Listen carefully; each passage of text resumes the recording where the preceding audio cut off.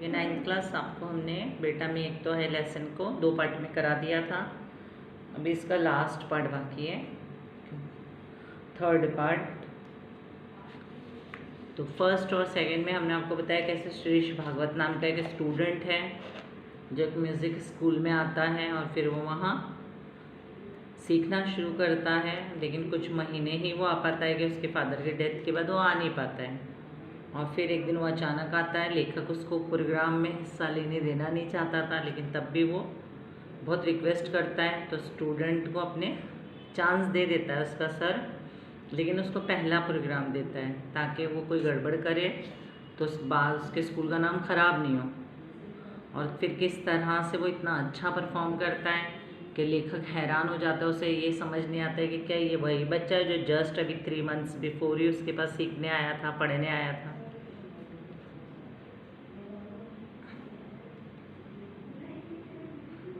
फिर page number 8 पे last paragraph.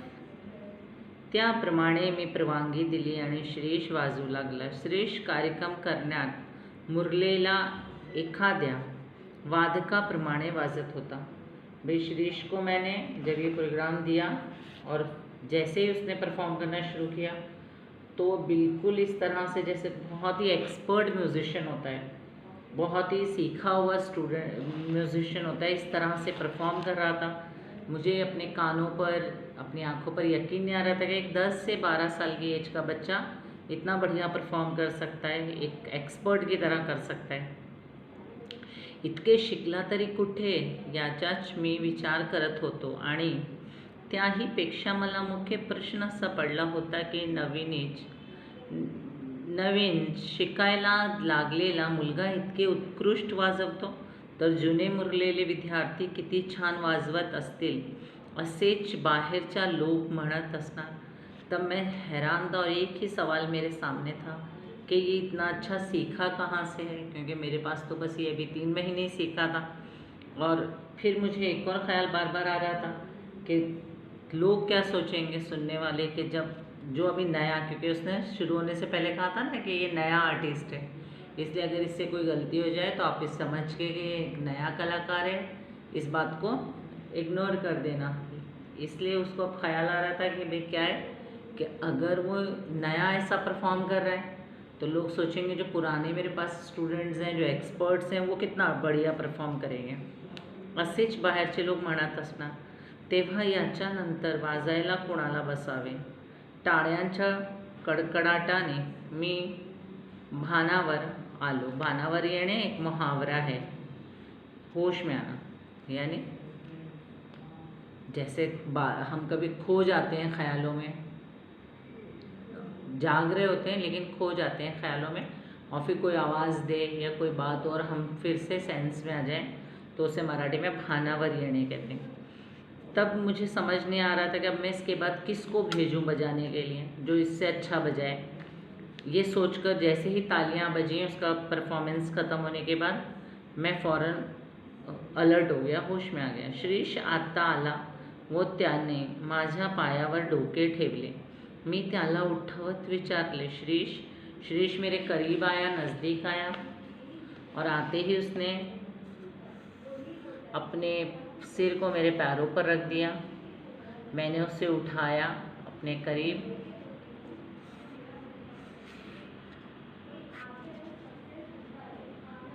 और उससे कहा, श्रीश हा काय प्रकार आहे, तू माझ्याकडे न येता आणखीन कुठे शिकत होता।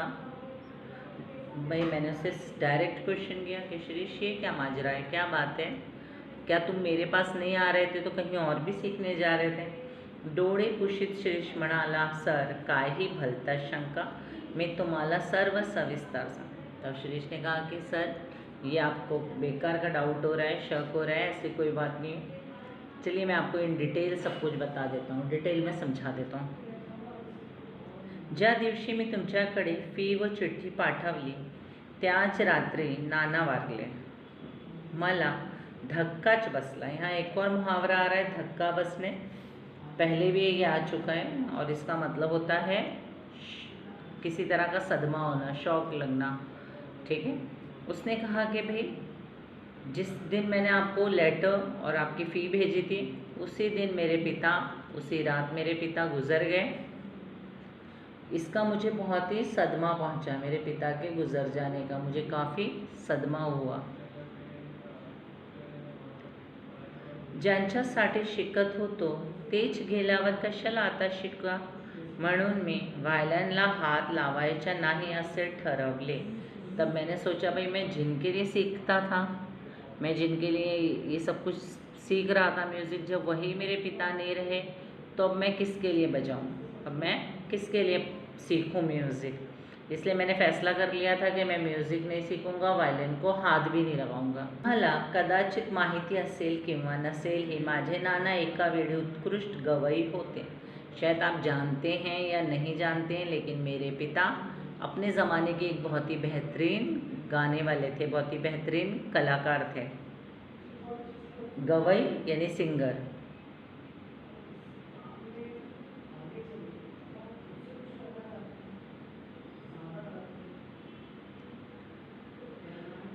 पण त्यांना एकदा कसलासा जबर अपघात झाला व त्या अपघातात ते ठार बहिरे झाले।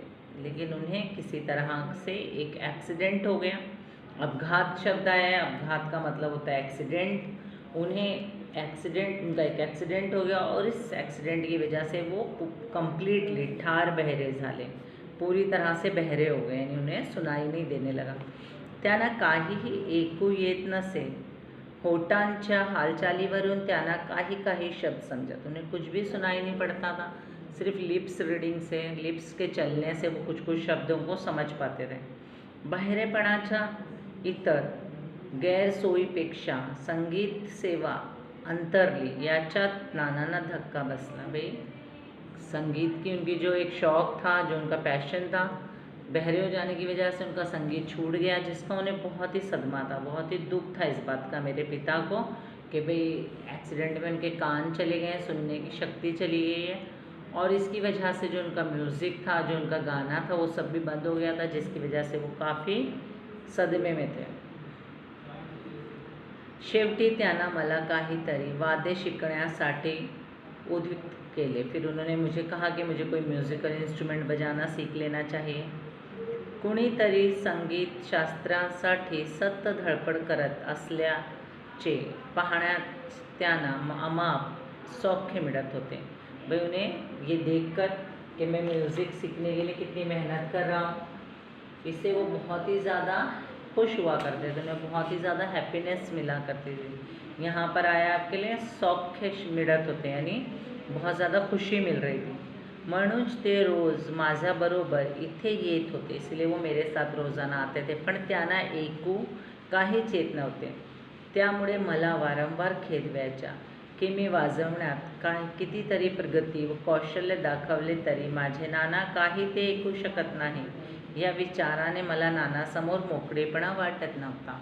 भाई जब वो मेरे साथ आते थे, उन्हें एक शब्द भी सुनाई नहीं देता था, और मुझे इस बात का बहुत दुख होता था कि मेरे पिता, मैं कितनी भी कोशिश कर लूँ, मैं कितनी भी मेहनत प्रोग्रेस कर लूँ, प्रगति देखिए फिर से आया है प्रोग्रेस, और यहाँ पर एक शब्द खेद आया है, जिसका मतलब होता है दुख। तो उसने कहा कि मुझे इस बात का दुख था कि मैं कितनी भी मेहनत दिखाऊं, मैं कितना भी अच्छा बजाऊं, मैं कितनी भी प्रोग्रेस करूं, लेकिन मेरे पिता कुछ सुन ही नहीं सकते। इस ख्याल की वजह से ही मैं अपने पिता के सामने फ्री होकर नहीं बजा पाता था। लेखक ने भी कहा था पहले कि मुझे ऐसा लगता है कि उसके पिता के होने की वजह से वो फ्री नहीं हो पाता है, और यहाँ पर वो ये बात बता रहा है, कह रहा है कि हाँ, मतलब मैं अपने पिता के सामने बिल्कुल भी फ्री नहीं हो पाता था। अब देखिए लास्ट पैराग्राफ है। ज्या दिवशी नाना गेले त्याच दिवशी मी ठरवले की संगीत बन, पण दुसऱ्या क्षणी मनात विचार आला की माझे नाना तेव्हा माझे वादन ऐकू शकत नव्हते, पण आता माझा शेजारी बसून नक्की ऐकत आहे। जैसे ही मेरे पिता गुजर गए, मैंने उसी दिन फैसला किया, डिसाइड किया कि कुछ भी हो जाए, अब मैं म्यूज़िक नहीं बजाऊंगा, मेरे म्यूज़िक बंद कर दूंगा। लेकिन फिर मुझे ख्याल आया कि हो सकता है कि मेरे पिता सुन नहीं पाते थे तब, लेकिन हो सकता है इस वक्त वो वो मेरे पास बैठकर कहीं म्यूज़िक सुन रहे हैं, यानी उनकी आत्मा मेरे साथ हो। पिता दुनिया से चले गए हैं, लेकिन उनकी आत्मा हो सकता है यहाँ बैठकर मेरा म्युझिक, मेरा बजाना, मेरा वॉयलिन बजाना सुन रही हो। पण आता माझा शेजारी बसून नक्की ऐकत आहेत या विचारासरशी लोकांच्या निंदेकडे लक्ष न देता मी त्या दिवसापासून व्हायलिन वाजवायला सुरुवात केली। जैसे मुझे ख्याल आया कि मेरे पिता यहीं कहीं हैं, मेरे पास हैं और वो बैठकर मेरा म्यूज़िक सुन रहे हैं, तो मैंने लोगों की निंदा यानी क्रिटिसाइज़ करने का, क्योंकि उसके पिता गुजर गए थे और वो बैठकर म्यूज़िक की प्रैक्टिस कर रहा था, लेकिन उसने लोगों की निंदा का शेजारी उसने कहा कि मैंने तब लोगों की परवाह नहीं की कि लोग क्या कहेंगे, मेरी निंदा करेंगे, और मैंने उसी दिन से म्यूज़िक बजाना शुरू कर दिया, उसकी शुरुआत कर दी। आज सकाळ परत मी कुठे बाहेर पडलो नव्हतो। 24 तास एकच उद्योग, एकच ध्यास। आज से पहले मैं ज़रा भी घर से बाहर नहीं निकला, यानी मैं पूरे 3 महीने पिछले सिर्फ अपने घर के अंदर ही था और बस मुझे एक ही चीज़ थी, एक ही कोशिश थी मेरी, एक ही काम था। उद्योग आया है यहाँ पे, जिसका मतलब वर्क होता है, काम, और एक ही मेरा मकसद ध्यास था, लगन थी कि मैं सिर्फ मी सराव करूँ लागलो, कि मैं बस सीखूं, और इस तरह से मैं सीखने लगा दिल से, अपने ये सोचते हुए कि मेरे पिता मेरा म्यूज़िक सुन रहे हैं, अपना काम पर ध्यान दिया। म्हणजे मला भास व्हायचा की पुढच्या ताना व सूर मला नाना सांगत है, और मुझे ऐसा महसूस होता था जैसे अगले स्वर, अगले कंपोजिशन सब मेरे नाना मुझे बता रहे हैं, यानी मेरे पिता मेरे साथ हैं और मुझे गाइड कर रहे हैं, गाइडेंस दे रहे हैं, ऐसा मैं सोच रहा था। तबल्यांचा ठेका त्यानेच धरला आहे व तंबुरांच्या तारावरून पण त्यांचेच बोट फिरत आहेत। मुझे लगने लगा जैसे तबला भी वही बजा रहे हैं और तानपुरे के स्ट्रिंग जो तार हैं उनको भी वही बजा रहे हैं, मेरे नाना मेरे साथ हैं। आज कार्यक्रमांच्या सुरुवातीला एवढे लोक पाहून मी गडबडून गेलो होतो, पण डोळे मिटून घेताच नानांची मूर्ती डोळ्यासमोर आली। ते म्हणाले, बेटा वाजव, मैं ऐकतो आहे। मला जोर चढ़ला। जैसे ही आज जब मैं स्टेज पर आया और परफॉर्मेंस के लिए पर्दा हटने के बाद इतनी सारी भीड़ सामने देखकर मैं थोड़ा कंफ्यूज हो गया और मैंने अपनी आंखें बंद कर ली। लेकिन जैसे मैंने आंखें बंद की तो मेरे पिता, मेरे नाना मेरी आंखों के सामने थे। लेखक ने भी कहा है ना कि मुझे ऐसा लग रहा है कि वो आंखें बंद करके किसी को सोच रहा है, तो वो अब बता रहा है कि उसने क्या सोचा था, कि मेरे पिता मेरे सामने हैं और मुझसे कह रहे हैं बेटा बजाओ, मैं सुन रहा हूँ। और तब मुझे बहुत जोश आ गया, एक्साइटमेंट मेरा बढ़ गया। माझ्या डोळ्यासमोर प्रत्येक प्रेक्षक नव्हते, थिएटर नव्हते, कुणी नव्हते, होते फक्त माझे नाना, मी आणि स्वर, मी आणि सुर। उसने कहा कि भाई नहीं, मेरे जैसे मैंने आंखें बंद करी और फिर खोली तो मेरे सामने ना स्टेज था, ना ऑडियंस थी, ना कोई था, बस सिर्फ थे मेरे पिता जो सुन रहे थे और मैं जो बजा रहा था।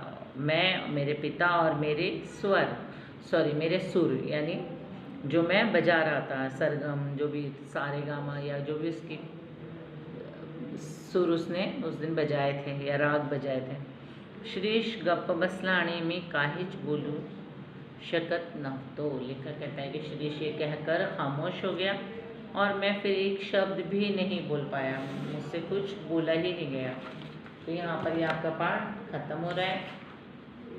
यहाँ पर किस तरह से श्रीश भागवत नाम के एक बच्चे की आपको स्टोरी दी गई है कि किस तरह से उस बच्चे ने खुद को म्यूज़िक सीखने के लिए अपने टीचर को अपॉइंट किया था और फिर किस तरह म्यूज़िक सीखा था और फिर किस तरह उसने लगन से पिता के गुजरने के बाद भी अपना ये म्यूज़िक का शौक़ जो था उसको आगे बढ़ाया और फिर किस तरह परफॉर्म किया कि सुनने वाले सब हैरान रह गए।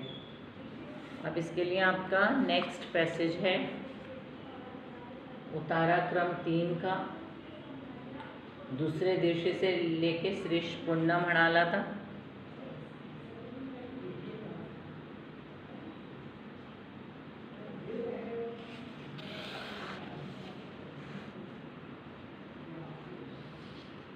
इसमें देखिए पहला आपको कोष्टके पूर्ण करा दिया है। इसमें आपको पूछा है लेखकांना दिलेले शिरीषच्या वडिलांचे रूप। लेखक ने शिरीष के पिता को किस तरह डिस्क्राइब किया? तो उसने कहा एक तो उनको वेस्कर ग्रस्त और बर्दस्त ग्रस्त, यानी वो एक ओल्ड एज थे और थोड़े शरीर से भारी भरकम थे। फिर सेकेंड है आपके, ये स्टार क्वेश्चन है, ये आपके लिए बहुत इंपॉर्टेंट है। लेखकांना जाणवलेले श्रीषचे स्वभाव विशेष। वो कौन सी दो बातें थी जो लेखक ने श्रीष के बारे में जान ली थी? उसको गुस्सा भी आया था ना उस पर। तो आगाऊपना और भोचकपना, इसके दो आंसर हैं।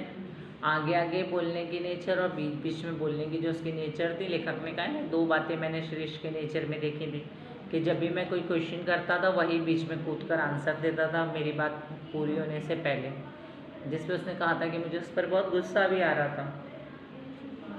फिर देखिए तख्ता पूर्ण करा दिया है।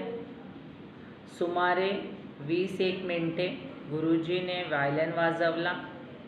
भाई कुछ देर गुरुजी ने वायलिन बजाया। देखिए नाना जीवांचे कान करून ऐकत होते व श्रीष दोघांकडे पाहत होता। तो जब लेखक ने वायलिन बजाना शुरू किया 20 मिनट तक, तो उसके नाना बड़ा ही ध्यान से उसका म्यूज़िक सुन रहे थे और श्रीष उन दोनों को बारी बारी देखे जा रहा था। वायलिन खाली ठेवून गुरुजींना नानाकडे पाहिले। भाई वायलिन नीचे रख के जो टीचर था उसने नाना को देखा। वडिलांच्या चेहऱ्यावर तृप्तीचे समाधान होते। पिता के चेहरे पर तृप्ति यानी सेटिस्फैक्शन के निशान नज़र आए कि वो बहुत ही सेटिस्फैक्शन मिली है उसको। फिर आपके लिए आकरण कृति 2 है। चौकट पूर्ण करा। लेखकाने वाजवलेले वाद्य, कौन सा म्यूजिकल इंस्ट्रूमेंट था जो लेखक ने बजाया था? तो वायलिन आया है। और फिर लेखकाना वाजवलेला राग, तो राग लेखक ने कौन सा राग बजाया था? तो लेखक ने पिलू राग बजाया था। फिर वडिलांना श्रीष या नावाने संबोधायचा। भाई श्रीष अपने पिता को किस नाम से पुकारता था? तो नाना कहता था वो उनको। फिर योग्य पर्याय निवडून विधाने पूर्ण करा। कंप्लीट द फॉलोइंग करना है आपको करेक्ट आंसर चूज करके। तो ये है आपके लेखकांच्या श्रीषबद्दलचा ग्रह चांगला झाला कारण। भाई लेखक की सोच अच्छी हो गई फर्स्ट डे जैसे वो सीखने आया था। तो उसकी कारण क्या था? तो उसका कारण था त्याने बरोबर, फोर्थ वाला आंसर, त्याने बरोबर वही वगैरह आणली होती। वो नोटबुक्स वगैरह अपने साथ लेकर आया था, जिससे लेखक को लगा था कि वो पढ़ने सीखने वाला बच्चा है। लेखकांना श्रीषच्या आगाऊपणाचा राग आला कारण। लेखक को उसका बीच बीच में बोलना, आगे आगे बोलने पे गुस्सा क्यों आया था? त्याने गुरुजी कुठे,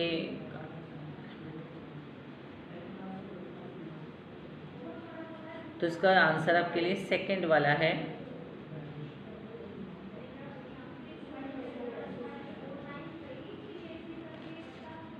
त्याने मध्ये उत्तर दिले, उसने बीच में ही जवाब दे दिया। जैसे लेखक ने क्वेश्चन पूछा उसने बीच में ही क्वेश्चन पूरा होने के भी पहले बीच में आंसर कर दिया था।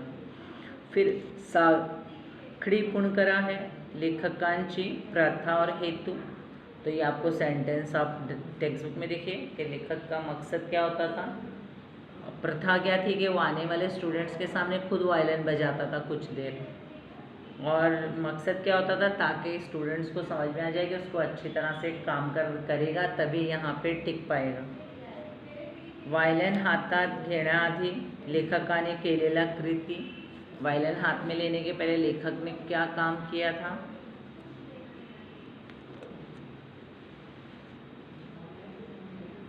पहले उसने इंफॉर्मेशन दी थी और फिर फर्स्ट लेसन पढ़ाया था। तो ये आपका आंसर आएगा इसका। फिर आपके लिए व्याकरण कृति है, तो जो हम व्याकरण करेंगे उसमें कर लेंगे, पर यहाँ पे आप थोड़ा बहुत कर सकते हैं। जैसे मत चांगले झाले की मीनिंग तो आपको टेक्स्ट बुक में मिल जाएगी।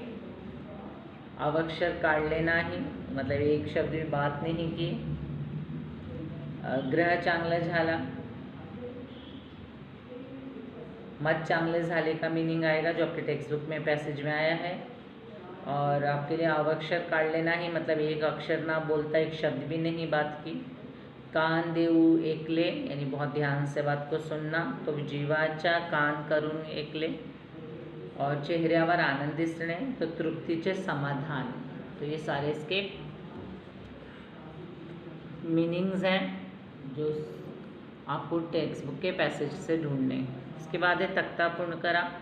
गृहस्थ तो गृहिणी, पुत्र पुत्री, पिता माता, शिक्षक शिक्षिका।